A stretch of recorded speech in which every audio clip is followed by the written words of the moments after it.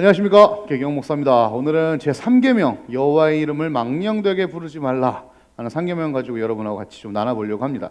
여러분 너무나 잘 알고 계시는 셰익스피어의 유명한 작품 로미오와 줄리엣, 그 작품 속에요, 줄리엣이 로미오를 향해 이런 대사를 하기도 합니다. 로미오, 당신의 이름을 버리세요. 왜 그러냐면 이 로미오라는 이름 속에는요, 이 몬테규 가문의 의미가 이미 담겨져 있어요. 근데 이 몬테규 가문은 줄리엣의 원수였던 가문이었죠. 그들이 가문의 이름으로 혹시 불릴 수 있지 않았다면, 다른 가문으로 불렸다면 어쩌면 사랑을 할 수 있었을지도 모르겠습니다. 그러나 그 가문 때문에 사랑을 못했죠. 이처럼 가문뿐 아니라 우리의 이름에도 정체성을 담고 있는 경우가 되게 많습니다.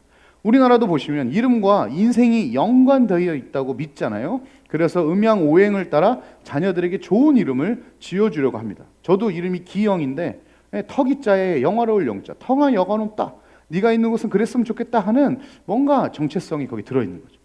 이스라엘 시대에도요, 이 이름은 굉장히 중요하게 여겨졌습니다. 그래서 성경에도 보면 원래 이름을 하나님이 바꾸어 불러주신 경우가 되게 많습니다. 여러분 너무나 잘 아시는 아브라함, 원래는 존귀한 아버지라는 이름이었죠. 그러나 열국의 아버지라는 아브라함으로 이름이 바뀌게 되죠.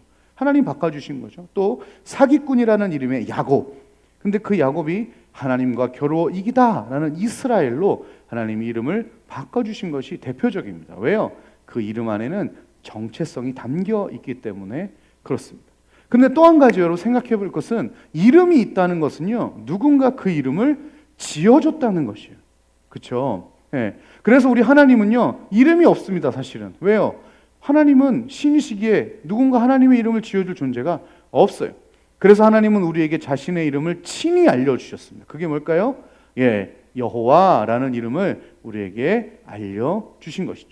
그 이름이 뭡니까? 하나님은 누구도 의존하지 않는 존재, 스스로 있는 자라는 뜻이죠.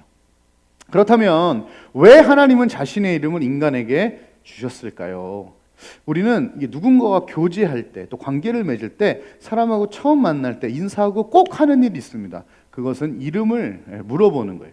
왜요? 거기에 이미 정체성이 있고 관계의 시작이 있기 때문에 그렇습니다.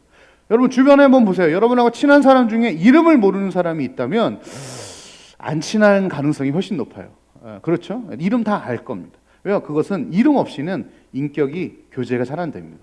하나님도 마찬가지입니다. 우리에게 하나님의 이름을 알려주시고 또 하나님께서 우리의 이름을 아시지만 물어보심을 통해서 인격적인 관계를 맺고 싶으셨던 거예요. 하나님은요, 자신과 인격적인 관계를 맺기 위해 이름을 여호와라고 우리에게 알려주신 것입니다. 그리고 이제 이것이 신약 시대에 오면서요, 그 여호와라는 이름이 다시 우리 성자 하나님의 이름 예수 그리스도라는 이름으로 전환되게 되죠. 그래서 예수님께서는요, 의도적으로 하나님이 출애굽에서 자신의 이름을 알려주셨던 표현인 나는 뭐뭐이다, 출애굽 보면 그런 표현이 계속 나오거든요. 나는 뭐뭐이다, 나는 뭐뭐이다라는 표현을 쓰는데, 예수님도 오셔서 동일하게 복음서에 나는 뭐뭐이다, 나는 길이다, 나는 진리다, 나는 생명이다, 이렇게 이름을 말씀해 주십니다. 신약 시대의 시작은 족보에서 보면 예수님의 이름으로 시작이 되고 요한계시록에 예수님의 이름으로 끝나는 것을 보게 됩니다. 하나님의 이름을 망령되이 부르지 말라는 것은요, 우리가 예수 그리스도의 이름을 가진 자로서 삶과 관련이 있습니다. 그렇다면 우리는 구체적으로 어떻게 이 3계명, 세 번째 계명을 지키고 살아갈 수 있을까? 한번 돌아보면 이런 거죠. 첫 번째로 우리는요, 예수님의 이름을 가지고 품은 자로서 우리의 언어 생활을 바르게 해야 될 것 같습니다. 왜요? 우리의 말 한마디 한마디가 하나님 앞에서 사용되고 있기 때문에 그렇습니다. 둘째는 우리는 예수님의 이름을 가진 자로서 상대방과의 약속을 소홀히 여겨서는 안 될 것 같아요. 모든 약속은 나와 상대방과의 약속인 뿐만 아니라 하나님 앞에서 맺어지는 약속이기 때문에 그렇습니다. 따라서 여러분 작은 약속이라도 소홀히 여기지 않으셨으면 좋겠어요. 세 번째로는요, 우리는 예수님의 이름을 가진 자로서요, 하나님을 마음으로도 미워하지 않았으면 좋겠어요. 우리 이웃도 마찬가지겠죠. 유대인들은 사실은 외적으로 드러나지만 않으면 된다라고 생각했어요. 그래서 외적으로 드러내는 것만 조심했지만 예수님은 우리의 마음의 문제까지 관여를 하셨습니다. 그래서 사실 이 세 계명, 3계명, 하나님의 이름을 망령되이 일컫지 말라는 하나님 뭐 이렇게 하는 게 아니라 우리의 삶 속에서 하나님의 이름을 높이고 우리의 삶 안에서 그 이름을 가진 자로서 살아가는 것을 의미해요. 그래서 이 세 번째 계명의 핵심은 코람데오입니다. 코람데오. 그게 뭘까요? 우리의 생각과 우리의 행동과 우리의 약속은 모두 하나님 앞에서, 코람데오가 그런 뜻이잖아요. 하나님 얼굴 앞에서, 하나님 전 앞에서, 하나님 면전 앞에서 우리가 그렇게 고백 속에 있어야 한다는 중요한 계명입니다. 여러분, 우리는 예수님의 이름을 맡은 자입니다.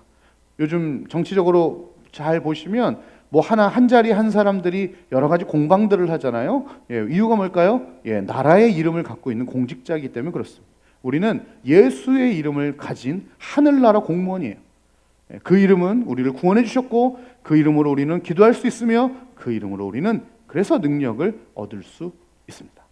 하나님의 이름을 망령되게 사용하지 말고 그 이름을 소중히 여기며 살아가는 코람데오의 정신을 가지고 오늘 하루하루 한 시간 한 시간을 살아보면 어떨까요? 그런 삶을 살기를 축복하고 소망합니다. 다음에 뵙겠습니다.